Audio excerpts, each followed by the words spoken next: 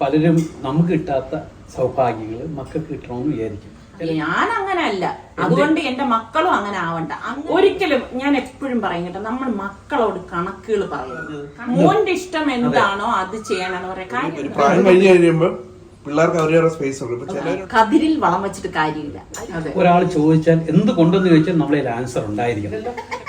പിള്ളേർ നടന്നു തുടങ്ങുമ്പോൾ ഒരു വീഴാൻ സമ്മതിക്കുക, അല്ലാതെ ഇങ്ങോട്ട് കയറി ചുമ്മാ ചോദിക്കാതെ അഭിപ്രായം പറയുന്നത് രണ്ടിൽ വ്യത്യാസം. നിങ്ങൾ യോജിക്കുന്നുണ്ടോ? നിങ്ങളുടെ അഭിപ്രായം കൂടി നിങ്ങൾ ഈ കൂട്ടത്തിൽ പറയുന്നത്.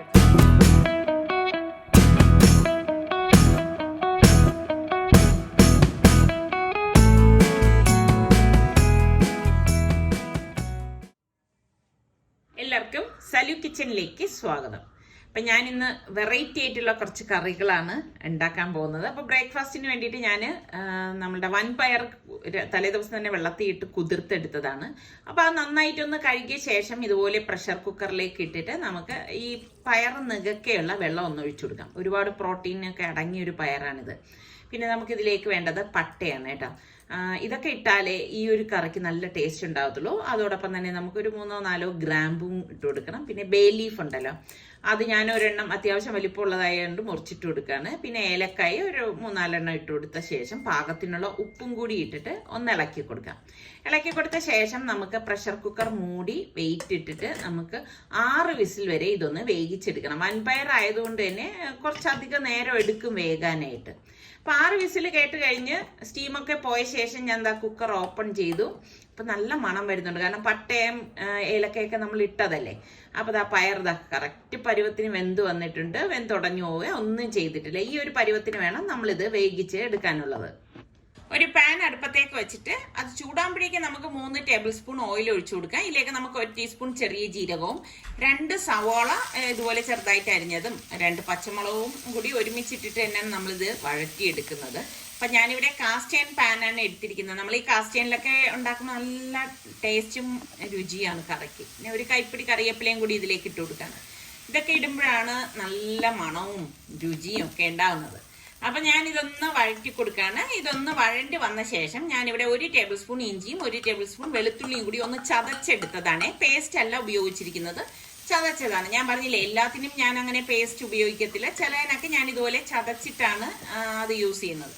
അപ്പോൾ അതാ ഇതെല്ലാം ഒന്ന് വഴണ്ടി വന്നിട്ടുണ്ട്. ഇനി ഇതിലേക്ക് നമുക്ക് 1 ടീസ്പൂൺ മഞ്ഞൾപ്പൊടിയും 1 ടീസ്പൂൺ ഗരം മസാല പൊടിയും 2 ടേബിൾ സ്പൂൺ മല്ലിപ്പൊടിയും 1/2 ടീസ്പൂൺ ചെറിയ ജീരകത്തിന്റെ പൊടിയും 2 ടേബിൾ സ്പൂൺ കാശ്മീരി ചില്ലി പൗഡറും പാകത്തിനുള്ള ഉപ്പും ചേർത്ത് നമുക്കിതൊന്ന് വഴറ്റി കൊടുക്കാം. അപ്പൊ ആ പൊടികളുടെ പച്ചച്ചുവ മാറത്തക്ക രീതിയിൽ ഇതൊന്ന് വഴറ്റിയെടുക്കണം. അപ്പൊ ഫ്ലെയിം ഒന്ന് കുറച്ചിട്ട് വേണം നമ്മളിത് വഴറ്റിയെടുക്കാനുള്ളത്. അല്ലെങ്കിൽ എന്തെന്ന് വെച്ചാൽ പൊടികൾ കരിഞ്ഞു പോകാനുള്ള സാധ്യത കൂടുതലാണ്. പിന്നെ ഞാനിവിടെ 2 ചെറിയ തക്കാളി അടിച്ചെടുത്തതാണ്. വലുതാണെങ്കിൽ ഒരെണ്ണം ചേർത്താൽ മതിയാവും കേട്ടോ. മിക്സിയുടെ ജാറിൽ ഇതുപോലെ ഒന്ന് അരച്ചെടുത്തിട്ട് നമുക്ക് ഇതിലേക്ക് ഇട്ടിട്ട് ഇതുപോലെ ഒന്ന് വഴറ്റി കൊടുക്കാം. അപ്പൊ ആ തക്കാളിയുടെ ആ ഒരു പച്ചച്ചുവ മാറത്തക്ക രീതിയിൽ ഇതുപോലെ ഒന്ന് ഇളക്കി കൊടുക്കണം. ഇളക്കി കൊടുത്ത ശേഷം ഞാൻ അതേ മിക്സിയുടെ ജാറിൽ ഒരു 1/4 കപ്പ് വെള്ളം കൂടി ഇതിലേക്ക് ഒഴിച്ചു കൊടുക്കാണ്. ഒഴിച്ചു കൊടുത്തിട്ട് എല്ലാം ചേർത്തിട്ട് നല്ലതുപോലെ ഒന്ന് ഇളക്കി കൊടുക്കണം. അപ്പൊ ഇതെല്ലാം യോജിച്ച് വന്നിട്ടുണ്ട്. ഈ ഒരു സമയത്താണ് നമ്മൾ വേവിച്ച് വെച്ചിരിക്കുന്ന നമ്മുടെ കിഡ്നി ബീൻസ് ഇതിലേക്ക് ഇട്ട് കൊടുക്കുന്നത്. അപ്പൊ ആ വെള്ളം നമ്മൾ ഇതിലേക്ക് ചേർത്ത് കൊടുക്കേണ്ട. അത് നമുക്ക് സൂപ്പിനായിട്ടോ വേറെന്തെങ്കിലും കുക്ക് ചെയ്യുന്ന സമയത്ത് അതിന്റെ ആ വേവിച്ച വെള്ളം ഉപയോഗിക്കാവുന്നതാണ്. കാരണം ഒത്തിരി ഗുണങ്ങളുള്ളതാണ് കേട്ടോ. അപ്പൊ അതാ ഇതുപോലെ ഒന്ന് വഴറ്റിയെടുക്കണം. അതിനുശേഷം 1 ടീസ്പൂൺ നെയ്യാണ് ഞാൻ ഇതിലേക്ക് ചേർത്ത് കൊടുക്കുന്നത്. ഇതൊക്കെ ഇടുമ്പോഴാണ് ഈ ഒരു മസാല നല്ല ടേസ്റ്റ് ഉണ്ടാവുന്നത്. എന്നിട്ട് നല്ലതുപോലെ ഒന്ന് ഇളക്കി കൊടുക്കാം. ഇളക്കി കൊടുത്ത ശേഷം ഇനി നമ്മൾ ഇതിലേക്ക് 1/4 കപ്പോളം തൈരാണ് ചേർത്ത് കൊടുക്കുന്നത്. അപ്പൊ പലർക്കും ഒരു സംശയം വരും, ഇത് പിരിഞ്ഞു പോകുമെന്നുള്ളത്. പിരിഞ്ഞൊന്നും പോകത്തില്ല. തൈരും കൂടി ചേർത്ത ശേഷം നല്ലതുപോലെ ഒന്ന് ഇളക്കി കൊടുക്കണം. ശരിക്കിത് നമുക്ക് ചപ്പാത്തിയുടെ കൂടെയും ചോറിന്റെ കൂടെയും അതല്ലെങ്കിൽ അപ്പം, ഇടിയപ്പം ഇതിന്റെ കൂടെയൊക്കെ കഴിക്കാൻ പറ്റിയ നല്ല ഒരു കിഡ്നി ബീൻസ് മസാലയാണ് കേട്ടോ. പിന്നെ ഞാൻ ലാസ്റ്റ് കുറച്ച് കസൂരി മേത്തി ഇതുപോലെ ഒന്ന് പൊടിച്ചിട്ട് കൊടുക്കാണ്. അടിപൊളി ടേസ്റ്റ് ആണ്. അപ്പൊ നിങ്ങൾ എല്ലാവരും ഒന്ന് ട്രൈ ചെയ്ത് നോക്കിയിട്ട് ഫീഡ്ബാക്ക് തരണം. പിന്നെ നിങ്ങൾ ഈ കിഡ്നി ബീൻസ് കൊണ്ട് എന്ത് കറിയാണ് ഉണ്ടാക്കുന്നത്, നിങ്ങൾ ഏത് രീതിയിലാണ് വെക്കുന്നത് എന്നൊക്കെ ഒന്ന് പറയുക കേട്ടോ. ഇത് ഞാൻ എപ്പോഴും അങ്ങനെ ഉണ്ടാക്കാറില്ല. ഇതിപ്പം പിള്ളേർക്ക് വേണ്ടിയിട്ട് ഉണ്ടാക്കി എടുത്തിരിക്കുന്ന നല്ല ഒരു മസാലയാണ് കേട്ടോ. വൃത്തിയുടെ കാര്യത്തിൽ പൂച്ചകൾ വളരെ മുന്നിലാണെന്നാണ് എനിക്ക് തോന്നുന്നത് കേട്ടോ. ഏത് സമയം ഈ വസീമിനെ നോക്കിക്കഴിഞ്ഞാൽ ഇങ്ങനെ വൃത്തിയാക്കല് തന്നെയാണ്. ഇത്രയേറെ വൃത്തിയാക്കാൻ എന്തിരിക്കുന്നു എന്നൊക്കെ നമുക്ക് തോന്നിപ്പോകും കേട്ടോ. ഇങ്ങനെ നക്കി തുടച്ച് ഒരേ ഇരിപ്പാണ്. കുറേ സമയം നമുക്ക് സ്പെൻഡ് ചെയ്യാൻ തോന്നും ഇതിങ്ങനെ നോക്കിക്കൊണ്ടിരിക്കുമ്പോഴേ കേട്ടോ. സമയം നിങ്ങൾ കഴിഞ്ഞതിന്റെ ആൻസർ പറഞ്ഞില്ല സമയം. അത് ഒരുപാട് പേര് കഴിഞ്ഞ വീഡിയോ ഇട്ടതിൽ ഒരു സ്ഥലം കാണിച്ചിട്ട് ഇത് നിങ്ങൾക്ക് അറിയുന്ന സ്ഥലമാണെങ്കിൽ ഒന്ന് കമന്റ് ചെയ്യാൻ പറഞ്ഞു കേട്ടോ. അപ്പൊ ഒരുപാട് പേര് ശരിയായ ഉത്തരം കമന്റ് ചെയ്തിരുന്നു. ചിലര് റോങ് ആയിട്ട് നെയ്യാർ ഡാം എന്നൊക്കെ ഇട്ടവരും ഉണ്ട്. ശരിക്കും പറഞ്ഞാൽ അതിന്റെ ശരി ഉത്തരം അരുവിക്കര ഡാമാണ്. വളരെ അടുത്തിട്ടാണ്, KSRTC ബസ് ഉണ്ട്, അതിൽ കയറിപ്പോണെങ്കിൽ പോയി കാണാവുന്ന സ്ഥലങ്ങളാണ്. നല്ല രസമാണ് കേട്ടോ. അവിടെ പോയി കഴിഞ്ഞാൽ ആ പോണ വഴി തന്നെ എന്തൊരു പ്രകൃതി രമണീയമായ സ്ഥലം എന്നറിയാവോ. പോയിട്ടില്ലാത്തവരുണ്ടെങ്കിൽ ഒന്ന് ഒരു പ്രാവശ്യം പോയി നോക്ക്. നല്ല രസമാണ്. അതുപോലെ തന്നെ ചിലർ കുറെ പേര് എന്റെ അടുത്ത് ചോദിക്കും പാരന്റിങ്ങിനെ കുറിച്ച്. പക്ഷെ അത് ഓരോരുത്തരും ജീവിത ചുറ്റുപാടിൽ രൂപാന്തരപ്പെടുന്ന രീതികളാണ്. മക്കൾ ഇപ്പൊ പലരും എന്തെന്ന് ഞാനൊരു എക്സാമ്പിൾ പറഞ്ഞിട്ട സമയം പലരും നമുക്ക് കിട്ടാത്ത സൗഭാഗ്യങ്ങൾ മക്കൾക്ക് കിട്ടണമെന്ന് വിചാരിക്കും. ചിലർ പറയും, അതിന് ചിലർ എതിര് പറയും. കാര്യം എന്താ അറിയോ, അവര് പ്രയാസം കഷ്ടപ്പാട് കണ്ട് തന്നെ വളരണം, എന്നാലേ ശരിയാവുള്ളൂ. പക്ഷെ അത് ശരിയല്ല. നിങ്ങൾ യോജിക്കുന്നുണ്ടോ? നിങ്ങളുടെ അഭിപ്രായം കൂടി നിങ്ങൾ ഈ കൂട്ടത്തിൽ ഇപ്പൊ നമ്മള് വലിയ വിദ്യാഭ്യാസം ഇല്ലാത്ത മാതാപിതാക്കളെന്ന് ചോദിച്ചോളൂ. അപ്പൊ നമ്മളെ ഏറ്റവും ആഗ്രഹം എന്തായിരിക്കും? മക്കള് നല്ല വിദ്യാഭ്യാസത്തിൽ വരണം എന്നുള്ള ആഗ്രഹിക്കും ഏതൊരു പിതാക്കളും ആഗ്രഹിക്കും. അവർക്ക് കിട്ടാതെ പോയത് മക്കളിലേക്ക് കിട്ടണം. ഇനി അതിനൊരു എക്സാമ്പിൾ ഞാൻ പറഞ്ഞത്. എന്റെ വാപ്പ, നമ്മുടെ വീട്ടിൽ വലിയ അംഗസംഖ്യ അറിയാലോ, വാപ്പ ബിസിനസ്സുകാരനായിരുന്നു മരിക്കുന്നവരെ. അപ്പോഴും അവര് ബിസിനസ് ചെയ്യുമ്പോഴത്തേക്ക് എന്തായി ടാക്സ് അടയ്ക്കണം. അപ്പൊ വാപ്പ ഈ ബിസിനസ് കണ്ട് ഉദ്യോഗസ്ഥർ വന്ന് ഇൻസ്പെക്ഷന് വരുന്നതും കാര്യങ്ങളൊക്കെ കാണുമ്പോൾ വാപ്പ എപ്പോഴും വിചാരിക്കും ഞാൻ ഒത്തിരി ടാക്സ് കൊടുക്കുന്ന മനുഷ്യനാണ്, എന്റെ മക്കളിൽ ആരെങ്കിലും ഒരു സർക്കാർ ജോലി നേടണം. കച്ചവടക്കാരനായതുകൊണ്ടാണ് വാപ്പാക്കൊരു ഉദ്യോഗസ്ഥനാണ്. അപ്പൊ കിട്ടാത്ത സൗഭാഗ്യങ്ങളും മക്കൾക്ക് കിട്ടണമെന്ന് എപ്പോഴും ആഗ്രഹിക്കും. ഒട്ടുമുക്കാല് പാരന്റ്സും ആഗ്രഹിക്കുന്നത് നമുക്ക് കിട്ടാതെ പോയത് നമ്മൾക്ക് കിട്ടണം എന്ന് ആഗ്രഹിക്കുന്നത്. പക്ഷെ ഇതിൽ ഒരു വിഭാഗമുണ്ട് കേട്ടോ, ഞാൻ അങ്ങനെ അല്ല, അതുകൊണ്ട് എന്റെ മക്കളും അങ്ങനെ ആവണ്ട, അങ്ങനെ ചിന്തിക്കുന്ന പാരന്റ്സ് ഉണ്ടെന്ന് പറഞ്ഞാൽ ഉണ്ട്. അപ്പൊ നിങ്ങൾ അത് വിശ്വസിച്ചേ പറ്റൂ. നിങ്ങൾക്ക് ചുറ്റുപാട് നോക്കിക്കഴിഞ്ഞാൽ നിങ്ങൾക്ക് അത് അറിയാം. പക്ഷെ അത് തെറ്റായ ഒരു രീതിയാണ്. എപ്പോഴും നല്ല മാതാപിതാക്കൾ, സ്നേഹം കൊടുക്കുന്ന മാതാപിതാക്കൾ എപ്പോഴും നമുക്ക് കിട്ടാത്ത ഒരിക്കലും ഞാൻ എപ്പോഴും പറയും കേട്ടോ, നമ്മൾ മക്കളോട് കണക്കുകൾ പറയരുത്. അത് അത്ര പറഞ്ഞു കഴിഞ്ഞാൽ നമ്മള് പിന്നെ ഉമ്മ വാപ്പ എന്നൊക്കെ പറയുന്നതിൽ എന്തർത്ഥമാണുള്ളത്? ഞാൻ അതിനോട് യോജിക്കുന്നില്ല കേട്ടാ. ചിലരിങ്ങനെ വഴിതീര മക്കളെടുത്ത് എനിക്ക് എന്താ അതൊക്കെ ഭയങ്കര സങ്കടവും വിഷമമൊക്കെ വരും കേട്ടോ ഇങ്ങനെയുള്ളത് കേൾക്കുമ്പോഴേക്ക്. ചില അങ്ങനത്തെ മക്കളോട് മാതാപിതാക്കളുണ്ടെന്നാണ് എക്സാമ്പിൾ ആണ്. പലരും പറയും ഞാൻ 10 മാസം ചുമന്നു പറയുന്നു. അച്ഛന്മാര് പറയും ഞാൻ 10-15 വയസ്സ് എടുത്തുകൊണ്ട് എടുത്ത് നടത്തി. ഇതൊക്കെ കടമകളാണ്, മക്കളോട് നമ്മൾക്കുള്ള കടമകളാണ്. നമ്മൾ ഒരു ഭാര്യയും ഭർത്താവും ഒരു മക്കള് വേണം എന്ന് പറഞ്ഞ് ജനിക്കണ അങ്ങനെ അതൊന്നുമല്ല. ഒരു ഭാര്യയും ഭർത്താവും അവരുടെ കാര്യങ്ങളിലൂടെ ജനിക്കുന്ന കുട്ടികളാണ്. അപ്പൊ നമ്മൾ ഒരിക്കലും ഒരു മക്കളെയും നമ്മൾ നീ അങ്ങനാണ് ഇങ്ങനാണ് എന്നൊന്നും പറയാൻ പാടില്ല. മക്കളെ നമ്മൾ സ്നേഹത്തിൽ തന്നെ വളർത്തണം. പിന്നെ ഒരു സ്നേഹവും നമുക്ക് പിടിച്ചു വാങ്ങാനുള്ളതല്ല. പിടിച്ചു വാങ്ങിച്ചാൽ ഇപ്പൊ ഞാൻ നിസാറിക്കോട് എന്നെ സ്നേഹിച്ച് പറ്റൂ, എന്നെ സ്നേഹിക്കണം എന്ന് പറഞ്ഞു കഴിഞ്ഞാൽ നിസാറിക്കാക്ക് എന്നെ സ്നേഹിക്കാൻ പറ്റണം എന്നൊന്നുമില്ല. നിസാറിക്ക് ചിലപ്പോ അപ്പുറത്ത് പോകണ ആരെ അത് കൊള്ളാലോ എന്ന് പറഞ്ഞു കഴിഞ്ഞാൽ അത് എന്റെ കഴിവ് കേടമേ ഞാൻ പറയത്തുള്ളൂ. കാര്യം എന്താ അറിയോ, നമ്മൾ അവരെ ചുരുക്കം പറഞ്ഞ സ്നേഹം കൊടുത്താലേ സ്നേഹം കിട്ടത്തുള്ളൂ.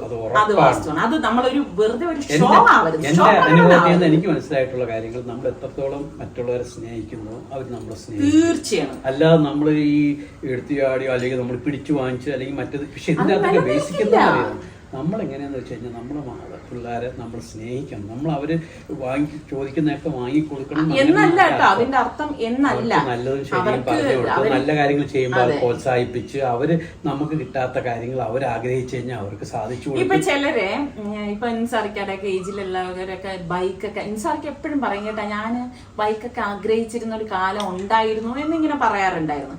പക്ഷെ എനിക്ക് ബൈക്ക് കിട്ടിയത് ആ ആഗ്രഹമൊക്കെ കഴിഞ്ഞ ഒരു കാലഘട്ടത്തിലാണ്. അത് അവരുടെ ജീവിത സാഹചര്യങ്ങൾ കൊണ്ട് അന്നത്തെ കാലഘട്ടത്തിൽ അങ്ങനെ പറ്റും. ഇന്നത്തെ കുട്ടികൾക്ക് അതല്ല, അവർക്ക് വേണമെന്ന് വിചാരിക്കുന്ന സംഗതി അവരുടെ മുന്നിലേക്ക് എത്തുവാണ് ചെയ്യുന്നത്. പക്ഷെ ഇപ്പോഴും സുൽത്താൻ വാങ്ങിക്കണമെന്ന് പറഞ്ഞു. അപ്പോഴും ഞാൻ വാങ്ങിയതെന്നല്ല പറയുന്നത്. ഞാൻ പറഞ്ഞ ആദ്യം ഡ്രൈവിംഗ് പഠിച്ച് അതിനൊരു കോൺഫിഡന്റ് ആയി. പിന്നെ ചോദിച്ചില്ലേ പല ഏത് ബൈക്ക് വേണം ഏത് ബൈക്ക്, നമ്മളെന്ത് മറുപടി പറഞ്ഞത്? മോന്റെ ഇഷ്ടം എന്താണോ അത് ചെയ്യണമെന്ന് പറയാം. കാര്യം എന്താ അറിയോ, ഇപ്പൊ സുൽത്താൻ തന്നെ വന്നിട്ട് വാപ്പ എനിക്ക് ബൈക്ക് വാങ്ങിക്കണം, പൈസ എടു എന്നല്ല പറയുന്നത്. അവന് ശമ്പളം കിട്ടി, അവൻ ഇത്ര നാൾ ആദ്യം നിങ്ങൾക്ക് ഒരു കാര്യം പറയുമ്പോ ഇതൊക്കെ നീണ്ടുപോകും. പിന്നെ പലരും പാരന്റിങ് ഇതെങ്ങനെ എന്നൊക്കെ പല കാര്യങ്ങൾ ചോദിക്കുന്നത് കൊണ്ടാണ് ഞാൻ പറയുന്നത്. ഇപ്പൊ സുൽത്താൻ ശമ്പളം കിട്ടി, ഇത്ര നാള് ശമ്പളം കിട്ടിയപ്പോഴേക്ക് അവൻ എന്ത് ചെയ്തെന്നറിയോ, അതിൽ അവൻ MCAക്ക് പഠിച്ചു. അപ്പൊ ഞങ്ങൾ തുടക്കം പറയുന്നുണ്ട്, മോനെ ഞങ്ങള് ഇത് തരാം, ഫീസ് അടച്ചേക്കാം എന്ന് പറയുമ്പോൾ അവൻ പറഞ്ഞു ഇല്ല അപ്പ അത് എനിക്ക് തന്നെ അടയ്ക്കണം എന്ന് പറഞ്ഞ് അവൻ തന്നെ കഷ്ടപ്പെട്ട് ഉണ്ടാക്കിയ പൈസ കൊടുത്ത് അവൻ തന്നെ ഫീസ് അടച്ചാണ് അവൻ MCA എടുത്തത്. 2 വർഷം കഴിഞ്ഞു അവൻ പാസ് ഔട്ടായി. അവൻ ഇപ്പൊ MCA കാരനാണ്. MCA കഴിഞ്ഞു കഴിഞ്ഞപ്പം അവൻ പറഞ്ഞതെന്ന് വെച്ചാൽ വാപ്പ എനിക്കൊരു ബൈക്ക് വാങ്ങണം. അപ്പൊ നിസാർക്ക് നോ നീ വാങ്ങിക്കണ്ട, എന്തിനാ വാങ്ങിക്കണം എന്നൊന്നും പറയാൻ പോയിട്ടില്ല. അപ്പൊ നിസാർക്ക് പറഞ്ഞു മോനെ സൂക്ഷിച്ചും കണ്ടും നമ്മൾ ഓടിക്കണം. നമ്മൾ കാരണം ആർക്കും ഒരു ബുദ്ധിമുട്ടും വരരുത്, നമ്മൾ അത്രയും കെയർ ചെയ്ത് ചെയ്യണം എന്നുള്ള രീതിക്കാണ് ഉപദേശം കൊടുത്തത്. മോൻ ഇഷ്ടമുള്ളത്, സുൽത്താൻ ഇഷ്ടമുള്ളത് ഏതാണോ അത് അവൻ നമ്മുടെ അടുത്തൊക്കെ അഭിപ്രായം ചോദിച്ചു, ഉമ്മ ഏത് വാങ്ങിക്കണം, വാപ്പ ഏത് വാങ്ങിക്കണം. നിങ്ങൾ ആ വീഡിയോ കണ്ടവർക്ക് അറിയായിരിക്കും ട്രയൽ വാങ്ങിച്ചത്. അപ്പൊ അവന്റെ ഇഷ്ടം. ഇപ്പൊ സൽമാൻ ഒരു കാര്യം പറയുകയാണെങ്കിൽ നമ്മൾ പറയും മോനെ സലൂന്റെ ഇഷ്ടം എന്ന് പറയും. അപ്പൊ ഒരിക്കലും പിള്ളേർ നമ്മളെ ചതിക്കില്ല എന്ന് നമുക്കൊരു വിശ്വാസം വരണം. പിള്ളേരെ മക്കളായാലും ഏത് മക്കളാവട്ടെ നമ്മൾ സ്നേഹിക്കണം. മരുമക്കളായി ഞാൻ ഇന്ന് വരെ ഫാബി മോളെ ഞാൻ മരുമോളായിട്ട് ഞാൻ കണ്ടിട്ടില്ല. അതൊരു വാസ്തവമാണ്. അതെന്താണെന്ന് ചോദിച്ചാൽ എനിക്ക് അറിയത്തൊന്നുമില്ല. അവൾ എന്നിവിടെ വന്ന അന്ന് മുതൽ ഇന്ന് വരെയും ഞാൻ അവളെ എന്റെ മോളെ പോലെ മാത്രമേ കണ്ടിട്ടുള്ളൂ. അതുകൊണ്ട് തന്നെ ചില സംഗതികൾ എനിക്ക് ഭയങ്കര ഒരു അവള് ഇവിടെ നിന്ന് പോണതും ഒക്കെ അങ്ങനെ ആലോചിക്കുമ്പോൾ ഭയങ്കര പ്രയാസം. സൽമാന്റെ കൂടെ വന്നു, ഇനിയിപ്പം നാളെ തിരിച്ചു പോകും. അപ്പൊ അതൊന്നും പോണെന്ന് ആലോചിക്കുമ്പോ എനിക്കത് പ്രയാസമാണ്. ഞാൻ അവളെ പ്രസവിച്ചില്ല എന്ന് മാത്രമേ ഉള്ളൂ. നേരത്തെ പറഞ്ഞ കാര്യത്തില് കളിയാക്കുന്നവരുണ്ട്. എന്താ ഇപ്പൊ എന്റെ ഒരു കാര്യം, എനിക്കൊരു ആവശ്യമായ കാര്യം, നമ്മള് വീട്ടിൽ എല്ലാവരുമായിട്ട് കൂടി ആലോചിച്ച് ചെയ്യുന്ന കാര്യമാണ്. പക്ഷെ അതിനെ സ്പൂൺ ഫെഡ് അല്ലെങ്കിൽ അമൂൽ ബേബി ഇതൊക്കെ സ്വന്തമായിട്ട് സ്വന്തമായിട്ട് എന്തിനു ചോദിക്കാൻ പോണത് നിങ്ങളുടെ ലൈഫിൽ നിങ്ങളൊരു തീരുമാനം എടുത്തോടെ. നമ്മുടെ വീട്ടിലെ ബന്ധം കാരണം നമ്മൾ എല്ലായിടത്തും കൂടി ആലോചിച്ച് അപ്പൊ നല്ലൊരു ഉത്തമ തീരുമാനത്തിൽ എത്തും നമുക്കൊരു വിശ്വാസം. നമുക്ക് എന്തായാലും ഞാൻ പറഞ്ഞില്ലേ, ജസ്റ്റിഫൈഡ് ആയിട്ടുള്ള കോൺഫിഡന്റ് ആയിട്ടുള്ള തീരുമാനങ്ങൾ എടുക്കുക. ഒരാൾ ചോദിച്ചാൽ എന്തുകൊണ്ടെന്ന് ചോദിച്ചാൽ നമ്മളതിൽ ആൻസർ ഉണ്ടായിരിക്കണം. ഞാൻ എപ്പോഴും പിള്ളേർക്ക് പറയും, പിള്ളേർ ഈ ബൈക്ക് എടുത്തു, ഞാൻ ചോദിക്കും മോൻ എന്തിനാ ഈ ബൈക്ക് വാങ്ങിച്ചെന്ന് ചോദിച്ചാൽ അവന് അതിനുള്ള കാരണങ്ങൾ ഉണ്ടാവണം. അങ്ങനെ ഉണ്ടെങ്കിൽ അവൻ ജസ്റ്റിഫൈഡ് ആയി. അല്ലാതെ എന്റെ കൂട്ടുകാരന്റെ ഒരു ബൈക്ക് കണ്ടു ഞാനും കഴിച്ചു, ഞാൻ മറ്റേ പെണ്ണ് കെട്ടി, ഞാനും പെണ്ണ് കെട്ടി. പെണ്ണ് കെട്ടാൻ പ്രായമായെങ്കിൽ പെണ്ണ് കെട്ടുമ്പോൾ പെണ്ണിനെ നോക്കേണ്ട രീതിയും കാര്യങ്ങളും ഇതുപോലെ ഓരോ കാര്യം ഞാൻ എപ്പോഴും പറയുന്നത് പിള്ളേരെ സെൽഫ് കോൺഫിഡന്റ് ആയിട്ട് വളർത്തണം. അല്ലാതെ അതിന് നമ്മൾ പിള്ളേർ മക്കളെ അപ്പാടെയും ഉമ്മാടെയും കൂടെ നടക്കുന്നതിന് പാമ്പറിങ്ങെന്നോ അല്ലെങ്കിൽ അവർക്ക് എല്ലാം എൻ്റെ 3 മക്കളെയും വെച്ച് അവർക്കെല്ലാം കൂട്ടുകാരുണ്ട്. അവർക്ക് ഒറ്റയ്ക്ക് ജീവിക്കാൻ അറിയാം, അവർക്ക് ഒറ്റയ്ക്ക് ഉണ്ടാക്കാൻ അറിയാം, ആഹാരം പാകം ചെയ്യാൻ അറിയാം, അവർക്ക് സ്വല്പം തീരുമാനം എടുക്കുക. അതൊക്കെ നമ്മൾ ഉണ്ടാക്കിയെടുക്കുന്നത് നമ്മളിൽ നിന്ന് കണ്ടുപഠിച്ചിട്ടുള്ള കാര്യങ്ങളാണ്. അതുപോലെ തന്നെ നമ്മൾ കോൺഫിഡൻസ് അവർക്ക് കൊടുക്കണം. അവരെ എല്ലാത്തിലും പറ്റൂല, അവരെങ്ങനെ കേറി പോവാൻ ശ്രമിക്കുമ്പോ നമ്മൾ അവരെ വലിച്ച് താഴെ ഇടല്ല വേണ്ടത്. അത് പിന്നെ അവര് നമ്മളെ ആ ഒരു രീതിക്ക് തന്നെ അവർക്ക് ഉള്ളിന്റെ ഉള്ളില് അവർക്കൊരു പകയായി മാറും. ശരിയല്ലേ സലു? അങ്ങനല്ലേ? നീ മോനാണ്, അപ്പൊ നിനക്ക് എന്തും പറയാം.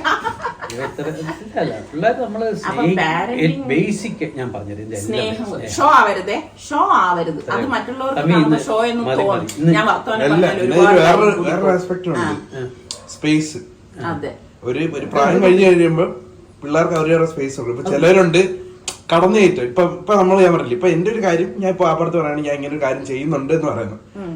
ഇത് അല്ലാതെ ഇപ്പൊ ഞാനായിട്ടൊരു തീരുമാനം എടുത്ത് എനിക്ക് തോന്നി അതാണ് ശരിയെന്ന് തോന്നി ഞാൻ ഇപ്പൊ ബൈക്ക് എടുക്കാൻ പോവാണ്. അവളെ പാപ്പെന്ന് പറയുന്നത് എന്തിനാ ബൈക്ക് എടുക്കുന്നത്? അതൊന്നുമല്ല, ഈ ബൈക്കല്ലേ എടുക്കേണ്ടത്, മറ്റേ ബൈക്ക് എടുക്കണം. അങ്ങനെ പറയുന്നവരെ എനിക്കറിയാം. അതായത് അങ്ങോട്ട് കടന്നു കയറി ഞാൻ ഇപ്പൊ അഭിപ്രായം അപ്പുറത്ത് ചോദിക്കണം. അപ്പൊ എന്താണ് അഭിപ്രായം ചോദിക്കുന്നതും അല്ലാതെ ഇങ്ങോട്ട് കയറി ചുമ്മാ ചോദിക്കാതെ അഭിപ്രായം പറയുന്നത് രണ്ടിലും വ്യത്യാസം. പിന്നെ വേറുണ്ട്, ചിലര് സ്നേഹം നടിക്കും. ഓവർ ആൻസൈറ്റി ഒക്കെ കാണിക്കും. നമ്മൾ അവരെ വിടുക, അവർ ചെയ്തോളും, അല്ലെങ്കിൽ ചെയ്തോളും, അവർ നിക്കട്ടെ, നമ്മളെങ്ങനെ ഇങ്ങനെ ആയെന്നുള്ളത് നമ്മൾ ചിന്തിച്ചാൽ മതി. അത്രേ ഉള്ളൂ. പലരും അല്ലാതെ കുറച്ച് സ്നേഹപ്രകടനം കാണിക്കും, പിന്നെ നേരിട്ട് കാണുമ്പോൾ അവരെ റിയൽ മുഖം കാണുന്നതും കുറച്ചു കാലം കഴിയുമ്പോൾ മുഖം കാണാനും പറ്റും. അങ്ങനെ പല വ്യക്തികളെയും നമ്മൾക്ക് ചുറ്റും ഒരുപാട് ഇത്തരം വ്യക്തികൾ ഉണ്ട്. ഞാൻ ഈ പറഞ്ഞ ഒരുപാട് കാട് കയറി വർത്തമാനത്തിൽ ഞാൻ എപ്പോഴും സമയം പിടിച്ചു നിർത്തുന്ന കാര്യം ഇതൊന്നും പറഞ്ഞ തീരത്തില്ല. ഇന്ന് കുറച്ച് ജോലിയുണ്ട്, കുറച്ച്. അപ്പൊ എന്തായാലും ഈ പാരന്റിങ് എന്ന് പറയുന്നത് നമ്മൾ എന്താണെന്നറിയോ, കൊച്ചു മക്കളുള്ളവരടുത്ത് ഞാനൊരു ഉപദേശം തരാണ്. നമ്മൾ കതിരിൽ വളം വെച്ചിട്ട് കാര്യമില്ല, അതിൽ കാര്യമില്ല. ചെറുപ്പത്തിലേ നമ്മൾ ആ കുഞ്ഞിനെ മുലപ്പാല് കൊടുത്ത് വളർത്തണം, താലോലിക്കണം. നമ്മുടെ കൂടെ കുഞ്ഞിനെ അണച്ച് വളർത്തി കഴിഞ്ഞാൽ ഒരു മക്കളും നമ്മളെ വിട്ടു പോകില്ല എന്നുള്ളതാണ് എന്റെ ഒരു വിശ്വാസം. പിന്നെ നീ ഒരു എപ്പിസോഡ് കൊണ്ട് പറഞ്ഞു തീരൂ? ഇല്ലല്ലോ. പിള്ളേർ നടന്നു തുടങ്ങുമ്പോ ഒരു വീഴാൻ സമ്മതിക്കുക. അപ്പൊ എന്തായാലും എനിക്ക് ലഞ്ച് തയ്യാറാക്കാനുണ്ട്. അപ്പൊ അത് എന്തായാലും നിങ്ങൾക്കും നിങ്ങളുടെ അഭിപ്രായങ്ങൾ കമന്റ് ചെയ്യാം. അപ്പൊ ഇന്നത്തെ ലഞ്ചിന് എപ്പോഴും ഉണ്ടാക്കുന്നതിൽ നിന്ന് വ്യത്യസ്തമായിട്ടുള്ള 1-2 കറികളാണ് ഞാൻ ഉണ്ടാക്കുന്നത്. അപ്പൊ ഞാൻ പാനിലേക്ക് 1 ടേബിൾ സ്പൂൺ ഓയിൽ ഒഴിച്ച ശേഷം ഒരു 8-10 വെണ്ടയ്ക്ക ഒരു 1/2 ഇഞ്ച് കനത്തിൽ വട്ടത്തിൽ അരിഞ്ഞെടുത്തതാണ്. ഇതോടൊപ്പം തന്നെ ഒരു 2-3 പച്ചമുളകും കൂടി കീറിയിട്ട് കൊടുക്കാം. എരിവിനനുസരിച്ച് മുളകിന്റെ എണ്ണം കൂട്ടുകയും കുറയ്ക്കുകയും ചെയ്യാം കേട്ടോ. എന്നിട്ട് നമുക്കിതൊന്ന് വഴറ്റി കൊടുക്കണം. ശരിക്കും പെട്ടെന്ന് ഉണ്ടാക്കിയെടുക്കാൻ പറ്റുന്ന വെജിറ്റബിളിൽ ഒന്നാണ് വെണ്ടയ്ക്ക എന്ന് പറയുന്നത്. എന്നിട്ട് നമുക്ക് പാകത്തിനുള്ള ഉപ്പും കൂടി ഈ സമയം ചേർത്തിട്ട് ഒന്ന് വഴറ്റി കൊടുക്കാം. ആ വെണ്ടയ്ക്കയുടെ ആ ഒരു മിഴുമിഴുപ്പ് പോകത്തക്ക രീതിയിൽ ഒന്ന് വഴറ്റി കൊടുത്താൽ മതി. മീഡിയം ഫ്ലെയിമിൽ വെച്ച് വഴറ്റി എടുക്കുമ്പോഴേക്ക് പെട്ടെന്ന് തന്നെ ആ മിഴുമിഴുക്ക് പോവുകയും ചെയ്യും. വെണ്ടയ്ക്കയുടെ കളർ നഷ്ടപ്പെടത്തുമില്ല. അത് പ്രത്യേകം ശ്രദ്ധിച്ചേക്കണം. ഞാൻ എപ്പോഴും വെണ്ടയ്ക്ക കറികൾ ഉണ്ടാക്കുമ്പോഴേക്കും ഞാൻ പറയുന്നതാണ്, അത് കറുത്ത് പോകാതിരിക്കാൻ പ്രത്യേകം ശ്രദ്ധിച്ചേക്കണം കേട്ടോ. എന്നാൽ വെണ്ടയ്ക്ക വെന്ത് കിട്ടുകയും വേണം. അപ്പൊ അത് ഞാനൊരു പ്ലേറ്റിലേക്ക് ഇതാ മാറ്റി എടുത്ത് വെച്ചിട്ടുണ്ട്. അപ്പൊ ഇതേ പാൻ തന്നെയാണ് ഞാൻ ഇപ്പോൾ എടുത്തിരിക്കുന്നത്. ഇതിലേക്ക് വീണ്ടും ഞാൻ 2 ടേബിൾ സ്പൂൺ ഓയിൽ ഒഴിച്ചെടുത്ത ശേഷം കടുകിട്ട് പൊട്ടിച്ചു കൊടുക്കുകയാണ്. പിന്നെ 1/4 ടീസ്പൂൺ ചെറിയ ജീരകവും വറ്റൽമുളകും കൂടി ഇട്ട് കൊടുക്കാം. ഇതിന് ശേഷം ഞാനിവിടെ ഒരു 3-4 വെളുത്തുള്ളി അല്ലി ഒന്ന് ചതച്ചെടുത്തത് കൂടി ഇട്ട ശേഷം അതൊന്ന് മൂപ്പിച്ചു കൊടുക്കാണ്. അത് ഒന്ന് മൂത്ത് വരണം കേട്ടോ. ഒന്ന് ചതച്ചെടുത്താൽ മതി. അരിഞ്ഞെടുക്കുന്നതിനേക്കാളും നല്ലത് ചതച്ചെടുക്കുന്നതാണ് കേട്ടോ. എന്നിട്ട് ഞാൻ ഒരു സവാള ചെറിയതാണേ അരിഞ്ഞെടുത്തതും കൂടി ഇതിലേക്ക് ഇട്ടിട്ട് ഒന്ന് വഴറ്റി കൊടുക്കുകയാണ്. സവാള ഇതുപോലെ ചെറുതായിട്ടൊന്ന് അരിഞ്ഞെടുത്താൽ മതി. ഇതൊന്ന് വഴണ്ടി വന്ന ശേഷം ഞാൻ ഇതിലേക്ക് ഒരു 2 കറിവേപ്പിലയും കൂടി ഇട്ട് കൊടുക്കാണ് കേട്ടോ. അപ്പൊ കറിവേപ്പില ഇടുമ്പോൾ തന്നെ നല്ല ഒരു മണം വരികയാണ്. പിന്നെ ഞാൻ ഇതിലേക്ക് യൂസ് ചെയ്തത് വെളിച്ചെണ്ണയാണ് കേട്ടോ. അത് ഞാൻ പറയാൻ വിട്ടുപോയി. വെളിച്ചെണ്ണയിൽ നമ്മൾ ഈ കറി ഉണ്ടാക്കുമ്പോഴാണ് ടേസ്റ്റ് കൂടുന്നത്. ഇതിലേക്ക് നമുക്ക് 1 ടീസ്പൂൺ മഞ്ഞൾപ്പൊടിയും 1 ടേബിൾ സ്പൂൺ കാശ്മീരി ചില്ലി പൗഡറും 2 ടേബിൾ സ്പൂൺ സാമ്പാർ പൊടിയും 2 ടേബിൾ സ്പൂൺ കടലമാവും കൂടിയാണ് ഞാൻ ചേർത്ത് കൊടുത്തിരിക്കുന്നത്. എന്നിട്ട് നമുക്കിതൊന്ന് വഴറ്റി കൊടുക്കാം. അപ്പൊ ഫ്ലെയിം ഒന്ന് കുറച്ച് വെച്ച ശേഷമാണ് ഞാനിത് വഴറ്റിയെടുക്കണത്. അല്ലെങ്കിൽ ഇതെന്താന്ന് വെച്ചാൽ കരിഞ്ഞു പോകാനും അടുക്കി പിടിക്കാനുള്ള സാധ്യത കൂടുതലാണ്. പിന്നെ ഞാനിവിടെ 2 തക്കാളി, ചെറിയ 2 തക്കാളിയാണ് എടുത്തത്. വലിയ തക്കാളിയാണെങ്കിൽ 1 എടുത്താൽ മതി കേട്ടോ. തക്കാളിയുടെ അളവ് കൂടേണ്ട ആവശ്യമില്ല. എന്നിട്ട് നമുക്ക് ഇതുപോലെ ഒന്ന് വഴറ്റി കൊടുക്കണം. അപ്പൊ ഈ മസാലയും തക്കാളിയും എല്ലാം ഒന്ന് വഴണ്ട് വരത്തക്ക രീതിയിൽ നമ്മൾ ഇളക്കി കൊടുത്ത ശേഷം ഞാൻ ഇതിലേക്ക് 2 ടേബിൾ സ്പൂൺ കട്ടിയുള്ള തൈരാണ് എടുത്തിരിക്കുന്നത്. തൈരും കൂടി ചേർത്ത് നമുക്കൊന്ന് ഇളക്കി കൊടുക്കാം. അപ്പൊ ഈ സമയം ഞാൻ ഫ്ലെയിം ഒന്ന് കുറച്ച് വെച്ചിട്ടുണ്ടായിരുന്നു. എന്നിട്ടാണ് ആ തൈരിട്ടിട്ട് നമ്മൾ ഇതൊന്ന് ഇളക്കി മിക്സ് ചെയ്തെടുക്കുന്നത്. അപ്പൊ കൈ എടുക്കാതെ ഒന്ന് ഇളക്കി മിക്സ് ചെയ്ത് കൊടുക്കണം. അപ്പൊ ഇത് പിരിഞ്ഞു പോവുക ഒന്നും ചെയ്യത്തില്ല. പിന്നെ ഇതിലേക്ക് തിളച്ച വെള്ളമാണ് ഒഴിച്ചു കൊടുക്കുന്നത് കേട്ടോ. ഫ്ലെയിം ഞാൻ മെല്ലെ ഒന്ന് കൂട്ടി കൊടുത്ത ശേഷം തിളച്ച വെള്ളം കുറേശ്ശെ നമ്മൾ ഇതിലേക്ക് ഒഴിച്ചു കൊടുക്കണം. അപ്പൊ നമുക്ക് എത്രയാണോ ഗ്രേവി ആവശ്യം അതിനനുസരിച്ച് വെള്ളം ചേർത്ത് കൊടുത്താൽ മതി കേട്ടോ. ശരിക്ക് ഒരു മോര് കറിക്കൊക്കെ നമ്മൾ എടുക്കുന്ന ആ ഒരു പരുവത്തിന് എടുത്താൽ മതി. ഒരുപാട് അങ്ങ് ലൂസായി പോകണ്ട, രസം കണക്ക് ലൂസായി പോകണ്ട കേട്ടോ. അങ്ങനെ ചെയ്ത് കഴിഞ്ഞാൽ അത്ര നമുക്ക് ചോറിലേക്കൊക്കെ ഒഴിക്കുമ്പം അത്ര ഒരു ഇത് കിട്ടത്തില്ല. പിന്നെ നമുക്ക് പാകത്തിനുള്ള ഉപ്പും കൂടി ഇട്ടിട്ട് ഇതുപോലെ ഒന്ന് ഇളക്കി കൊടുക്കണം. അപ്പൊ ഈ സമയം നിങ്ങൾ നോക്കണം ഇതിലേക്ക് പാകത്തിനുള്ള ഉപ്പൊക്കെ ഉണ്ടോ എന്നുള്ളത് കേട്ടോ. അപ്പൊ ഇതുപോലെ തിള വരണം. തിള വരുന്ന ടൈമിൽ നമ്മൾ ഈ വറുത്ത് മാറ്റി വെച്ചിരിക്കുന്ന വെണ്ടയ്ക്കയില്ലേ അത് നമുക്ക് ഇതിലേക്ക് ഇട്ട് കൊടുക്കാം. അപ്പൊ ഇത് നമുക്ക് ഈ ഒരു കറിയും ചപ്പാത്തിയുടെ കൂടെയും അല്ലെങ്കിൽ നമുക്ക് അപ്പത്തിന്റെ കൂടെയും ഒക്കെ കഴിക്കാൻ പറ്റിയ കറി തന്നെയാണ് കേട്ടോ. അപ്പൊ നല്ല ടേസ്റ്റ് ആയിട്ടുള്ള ഒരു കറിയാണ്. അപ്പൊ നിങ്ങൾ എത്ര പേര് ഈ ഒരു രീതിയിൽ കറി ഉണ്ടാക്കാറുണ്ട്? ചിലരൊക്കെ ഉണ്ടാക്കുമായിരിക്കും അല്ലേ? ഉണ്ടാക്കുന്നവരൊന്ന് പറയും കേട്ടാ. പിന്നെ നിങ്ങൾ ഈ വെണ്ടയ്ക്ക ഇഷ്ടമുള്ള എത്ര പേരുണ്ട്? എനിക്ക് ഭയങ്കര ഇഷ്ടമാണ് കേട്ടോ. അപ്പൊ നമ്മുടെ കറി ഇവിടെ റെഡി ആയിട്ടുണ്ട്. ഇത്രയേ ഉള്ളൂ അതിന്റെ കാര്യം എന്ന് പറഞ്ഞാൽ, പെട്ടെന്ന് റെഡിയാക്കി എടുക്കാൻ പറ്റുന്ന കറിയല്ലേ ഇത്. ഇനി ഞാൻ മറ്റൊരു പാൻ അടുപ്പത്തേക്ക് വെച്ച ശേഷം വീണ്ടും ഞാൻ 2 ടേബിൾ സ്പൂൺ ഓയിൽ ഒഴിച്ചു കൊടുക്കുകയാണ്. ഓയിൽ ചൂടാകുമ്പോഴേക്കും നമുക്ക് കടുകിട്ട് പൊട്ടിച്ചു കൊടുക്കാം. അതിന് ശേഷം നമുക്ക് വറ്റൽമുളകും കറിവേപ്പിലയും കൂടി ഇട്ട് കൊടുക്കണം. അതൊന്ന് മൂത്ത് വരുമ്പോഴേക്കും ഞാനിവിടെ ഒരു വലിയ പൊട്ടറ്റോയാണ് ഈ ഒരു രീതിയിൽ ചെറുതായിട്ട് അരിഞ്ഞെടുത്തതും 2 പച്ചമുളകും കൂടി ചേർത്ത് പാകത്തിനുള്ള ഉപ്പും ഇട്ട് ഞാനിതൊന്ന് വഴറ്റി കൊടുക്കണം. അപ്പൊ ഇത് ചെറുതായിട്ട് പൊട്ടറ്റോ കണ്ടില്ല, ഈ ഒരു സൈസിൽ കട്ട് ചെയ്തെടുത്തത് കൊണ്ട് തന്നെ നമുക്കിത് പെട്ടെന്ന് വെന്ത് കിട്ടും. എന്നിട്ട് ഇതുപോലെ ഒന്ന് ഇളക്കി കൊടുക്കണം. അപ്പൊ പെട്ടെന്ന് റെഡിയാവാൻ ഞാനിതൊന്ന് മൂടി വെച്ചു കൊടുക്കണം. കാരണം പൊട്ടറ്റോ അല്ലേ, അപ്പൊ ആ ആവിയിലിരുന്നതൊന്ന് വെന്ത് കിട്ടും. ഒരു 3-4 മിനിറ്റ് കഴിഞ്ഞപ്പോഴേക്കും ഞാൻ അടപ്പൊന്ന് മാറ്റിയിട്ട് നമ്മള് വീണ്ടും ഞാനിവിടെ ഒരു 10-12 വെണ്ടയ്ക്ക കട്ട് ചെയ്തെടുത്തിട്ടുണ്ട്. വട്ടത്തിൽ 1/2 ഇഞ്ച് കനത്തിലാണ് കട്ട് ചെയ്തെടുത്തത്. അതും കൂടി ഇതിലേക്ക് ഇട്ടിട്ട് നമുക്ക് ഇളക്കി കൊടുക്കാം. അപ്പം പൊട്ടറ്റോ ചേർത്ത് നിങ്ങൾ ഉണ്ടാക്കി നോക്കണം കേട്ടോ, നല്ല ടേസ്റ്റ് ആണ് ഇത്. അപ്പൊ ഇതുപോലെ ഒന്ന് വഴറ്റി കൊടുക്കണം.